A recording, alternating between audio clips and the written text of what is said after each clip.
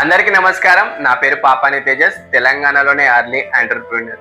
మీరు real estate రంగంలో ఉన్నారా? రియల్ ఎస్టేట్ రంగంలో మీరు చాలా నష్టపోయారా? రియల్ ఎస్టేట్ రంగంలో మీరు సక్సెస్ అందుకోలేకపోతున్నారా? అయితే ఈ వీడియో మీకోసమే.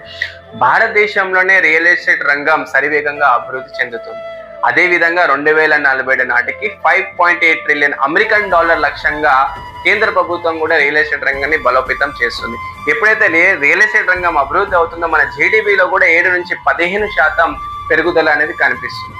మరి ఇటీవల హైదరాబాద్లో హైడ్రా అనే పేరు వినిపిస్తుంది. హైడ్రా వల్ల చాలా వరకు కూడా ఇన్వెస్టర్లు కూడా అదేవిధంగా రియల్ ఎస్టేట్ చేసే వాళ్ళు కూడా తగ్గిపోయారు. కానీ మీకు ఒక విషయం చెప్పాలనుకుంటున్నాను. ఎవరైతే హైదరాబాద్లో ఈ 5 ఇయర్స్ రియల్ ఎస్టేట్ ఇన్వెస్టర్లు కావచ్చు రియల్ ఎస్టేట్ చేస్తారో వాళ్ళు ఫైనాన్షియల్ ఫ్రీడమ్ని పొందుతారు. ఒక ఎగ్జాంపుల్, ఒక రైతు భారతదేశానికి వెన్నెముక్క లాంటి వాడు. రైతే లేకుంటే మనకు ఆహారం దొరకదు.